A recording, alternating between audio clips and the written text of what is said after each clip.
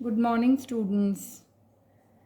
Today's lecture is again based on animal cloning. In our last lecture, we had studied about the basic concepts of animal cloning. हमने ये पढ़ा था students कि cloning क्या होता है and how many types of cloning are there. We had studied कि cloning basically जो होता है वो या तो जीन क्लोनिंग होगा या फिर एनिमल क्लोनिंग जो आपके सिलेबस में है। जीन क्लोनिंग की टेक्निक पीसीआर हम पढ़ चुके हैं और एनिमल क्लोनिंग के बेसिक कॉन्सेप्ट्स भी हम कर चुके हैं। हमने देखा था कि एनिमल क्लोनिंग जो होती है स्टूडेंट्स या तो वो रिप्रोडक्टिव क्लोनिंग होगी या फिर स्टूडेंट्स वो होगी थेरापेटिक क्लोनिंग। थेरापेटिक क्लोनिंग में हम स्टेम सेल्स लेते हैं जो कि एम्ब्रियो में से लेते हैं और थेरापेटिक क्लोनिंग मेनली हम उसके लिए करते हैं जेनेटिक डिसऑर्डर्स को दूर करने के लिए। तो आज का हमारा टॉपिक जो है रिप्रोडक्टिव क्लोनिंग जिसकी technique somatic cell nuclear transfer SCNT, ये somatic cell nuclear transfer technique के बारे में हम पढ़ेंगे। ये टेक्निक यूज़ करके हमें पता है कि स्टूडेंट्स जो सबसे पहला मैमल का क्लोन बनाया गया था, मैं फिर से एम्फसाइज़ कर रही हूँ स्टूडेंट, मैमल का क्लोन, क्योंकि Dolly the sheep was not the first clone. Dolly the sheep पहला क्लोन नहीं था। डॉली द शीप पहला मैमल टू बी क्लोन्ड था।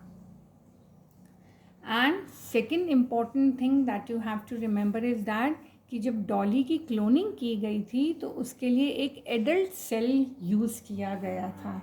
हमने एम्ब्रियो के सेल्स नहीं लिए थे स्टूडेंट, एक एडल्ट सेल लेकर उससे हमने क्लोनिंग की थी, इसीलिए ये बहुत इम्पॉर्टेंट है। डॉली द शीप बनाई गई थी 1996 में रोज़लिन इंस्टीट्यूट स्कॉटलैंड में। नेक्स्ट स्टूडेंट्स, डॉली 6.5 years तक जिंदा रही थी and she died in February 2003। Actually में स्टूडेंट्स जब डॉली द शीप की क्लोनिंग की गई थी तो मैंने आपको पहले भी बताया कि it was the first mammal to be cloned और सेकंड यूनिक फीचर उसका ये था कि वो एडल्ट सेल में से बनाई गई थी।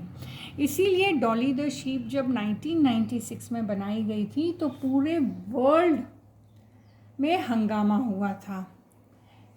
अब हमें यहाँ ये पढ़ना है कि Dolly most of the adult sheeps की तरह ही थी, केवल उसके जो क्रोमोसोम्स थे वो थोड़े से शॉर्टर थे। Next, Dolly was born after 277 attempts of animal cloning were done. Scientist को इतनी बार अटेम्प्ट करना पड़ा था एनिमल क्लोनिंग का, तब जाके एक मैमल का क्लोन बना था, वो भी एडल्ट सेल में से। अब हम बार बार ये बात कर रहे हैं एडल्ट सेल, क्योंकि डॉली का जो सेल था जिसमें से वो बनाई गई थी और न्यूक्लियस था वो एक एडल्ट शीप का लिया गया था। तो इसका मतलब डॉली का जब बर्थ हुआ था तो वो भी एक एडल्ट ही थी। नॉर्मली स्टूडेंट्स जो शीप होती है वो 11 से 12 साल तक का उनका लाइफ स्पैन होता है। डॉली 6.5 years तक जिंदा रही थी, क्योंकि एट बर्थ जब डॉली का बर्थ हुआ था उस समय उसकी एज 6 years की थी। ये कैसे थी हम आगे समझेंगे। अब हमें ये समझना है कि डॉली बनी कैसे थी। डॉली को बनाने के लिए स्टूडेंट्स सबसे पहले क्या लिया गया था, एक adult Finn Dorset white sheep, एक सफ़ेद मुंह वाली भेड़ जिसकी क्या नाम था student, Finn Dorset white sheep. उसकी मैमरी ग्लैंड सेल्स लिए गए थे। इन मैमरी ग्लैंड सेल्स में से इनका न्यूक्लियस निकाला गया था। रिमेंबर स्टूडेंट्स, क्लोनिंग में जिस भी स्पीशीज़ का आप न्यूक्लियस लेंगे क्लोन उसी को ही रिजेंबल करेगा। डॉली द शीप में न्यूक्लियस हम किसका ले रहे हैं? एक सफ़ेद मुंह वाली भेड़ जिसका नाम है फिन डॉर्सेट। तो इसका मतलब डॉली किसको रिजेंबल करेगी? फिन डॉर्सेट शीप को रिजेंबल करेगी।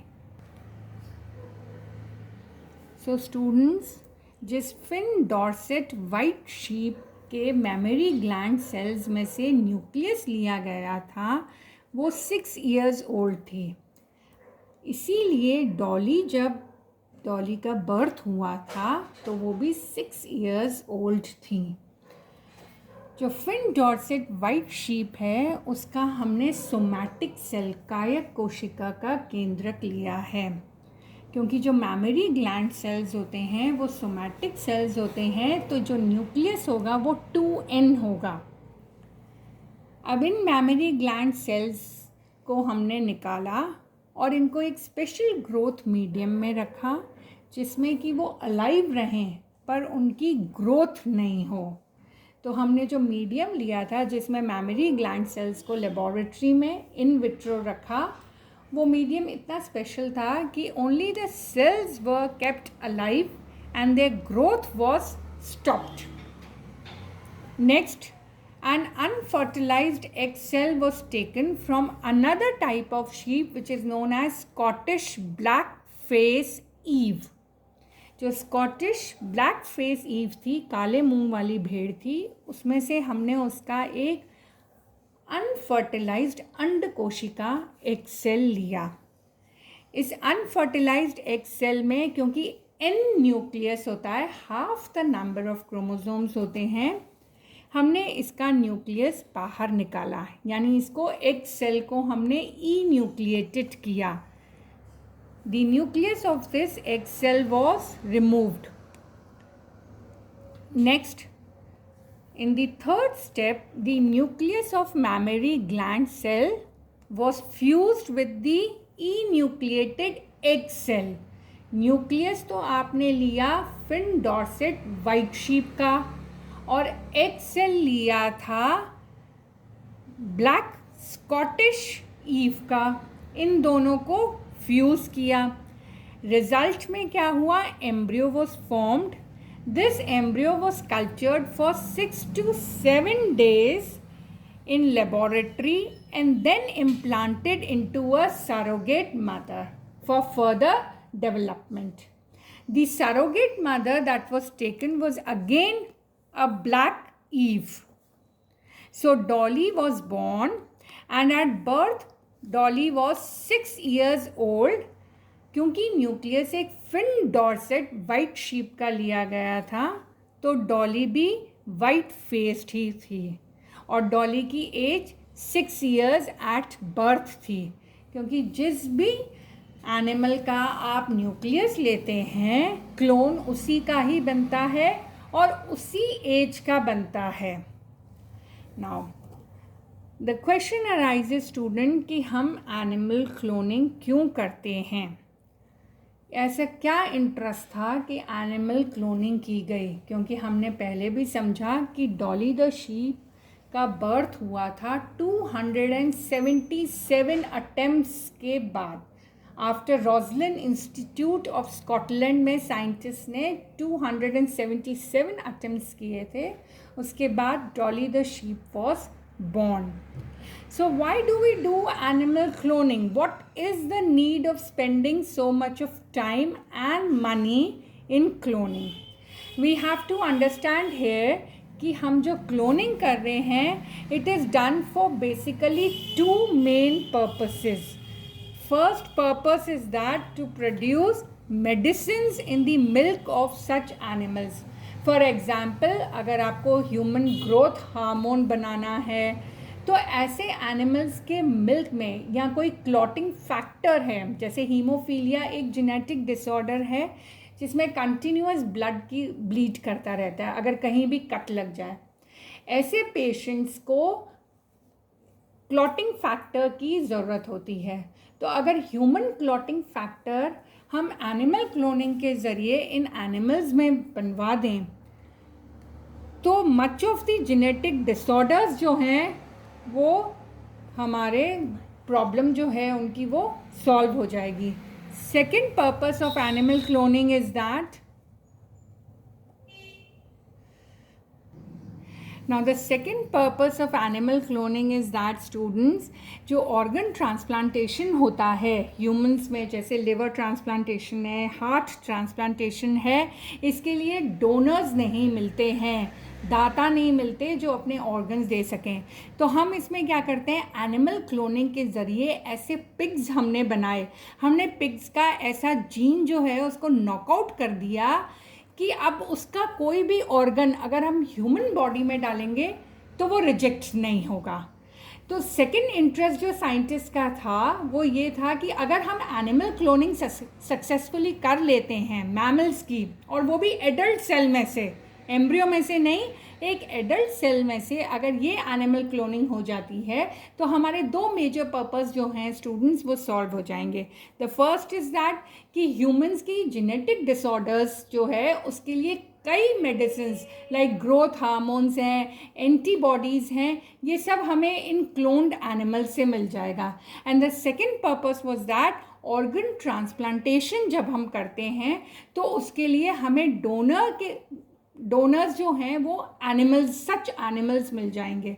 जैसे अगर हम पिग की क्लोनिंग करते हैं तो उसमें हमको जीन्स को पिग के नॉकआउट कर देते हैं जिससे कि पिग का लिवर या पिग का हार्ट ह्यूमंस में हम आसानी से ट्रांसप्लांट कर सकें. तो ये बेसिकली हमारे दो इम्पॉर्टेंट रीजंस हैं जिनकी वजह से हम एनिमल क्लोनिंग करते हैं. ये डॉली की जो हमने एनिमल क्लोनिंग की थी वो हमने एडल्ट सेल में से की थी. जो next type of animal cloning हम करते हैं that is known as therapeutic cloning, और थेरापेटिक क्लोनिंग को हम एम्ब्रियो क्लोनिंग भी कहते हैं because in this type of cloning we use stem cells. We know stem cells वो सेल्स होते हैं जिनमें से एडल्ट की बॉडी के डिफरेंट टाइप्स ऑफ सेल्स बन सकते हैं. एडल्ट की बॉडी में भी स्टेम सेल्स होते हैं बट वो स्टेम सेल्स की लिमिटेड कैपेसिटी होती है टू फॉर्म सेल्स, इसीलिए हम एम्ब्रियोनिक स्टेम सेल्स लेते हैं जिनसे different types of cells of human body can be made. So these are the two main purposes of animal cloning.